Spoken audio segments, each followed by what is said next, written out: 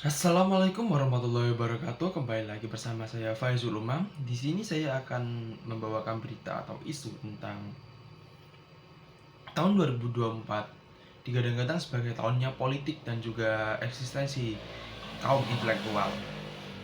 Di tahun 2024 merupakan tahun yang krusial bagi Indonesia karena dengan terselenggaranya pemilihan umum presiden dan wakil presiden dan juga jadi serta DPR dan juga MPR. Selain itu juga tahun 2024 ini ada pemilihan kepala daerah dan juga bupati, anggota legislatif dan seluruh semuanya itu dilakukan serentak pada tahun 2024.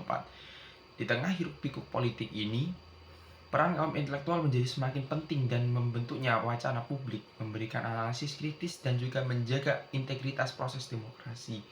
Tahun ini menjadi momentum bagi kaum intelektual untuk membuktikan eksistensi dan relevansi mereka dalam dinamika politik dan sosial Indonesia. Menurut Dr. Airlangga pribadi, pengamat politik Universitas Airlangga, eksistensi kaum intelektual di tahun 2024 akan diuji. Mereka harus mampu memberikan analisis yang tajam, yang namun tetap objektif. Tanggapannya adalah bagaimana menjaga independensi di tengah tekanan berbagai kepentingan politik. Dan menurut DPJ Kemendikbud.go.id, tahun 2024 merupakan tahun politik di mana pesta demokrasi diselenggarakan melalui pemilu atau pemilihan umum. Pemilu Pemilihan kepala daerah pilkada serentak dengan pemilu sendiri telah diselenggarakan. Pemilu pertama itu terjadi untuk pemilihan presiden dan wakil presiden serta anggota legislatif lainnya. Itu dilaksanakan pada tanggal 14 Februari kemarin. Dan mungkin setelah ini akan dilaksanakan untuk pemilihan kepala daerah atau pilkada yang akan diselenggarakan kalau tidak salah bulan November besok. Nah, pemilu tahun ini merupakan bagian dari sejarah panjang demokrasi Indonesia, di mana pemilu tahun ini merupakan pemilu ke-13 yang telah diselenggarakan sejak Indonesia merdeka. Namun demikian masih ada pilkada serentak ya yang dilakukan pada tanggal 27 November 2024 mendatang. Pilkada yang akan diselenggarakan ini adalah yang pertama kali dalam sejarah Indonesia untuk itu yang serentak. Dan fakta menurut berita dari kompasmedia.com, pada tanggal 2 Desember 2022 lalu Presiden Joko Widodo memimpin jalannya rapat konsolidasi nasional dalam rangka kesiapan pelaksanaan pemilu serentak nasional 2024 di Ancol, Jakarta. Rangkaian persiapan pemilu telah diuji sejak 2022. Pemilu serentak nasional 2024 nanti akan menentukan presiden dan wakil presiden. Yang pertama sudah ditentukan untuk tahun jabatan 2024-2029 dan anggota badan legislatif serta demokrasi akan dilanjutkan dengan pemilihan para kepala daerah di tingkat provinsi dan kabupaten kota.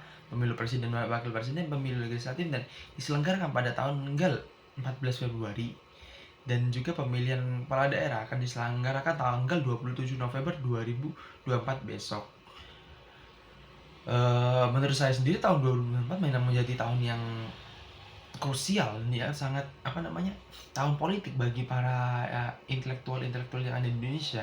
Eksistensi kaum intelektual di Indonesia juga diuji tahun ini karena bisa dikatakan mereka akan berpikir keras, mereka akan perang argumentasi antar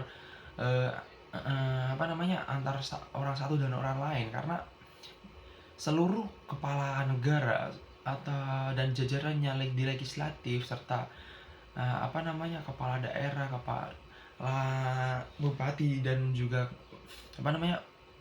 gubernur itu akan diganti, dan mereka ini akan berpikir keras tentang bagaimana negara Indonesia ini ke depannya, bagaimana mereka memilih calon untuk negara Indonesia ini ke depannya. Dan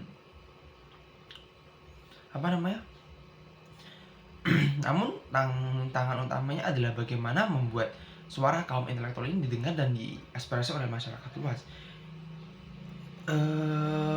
Bisa dikatakan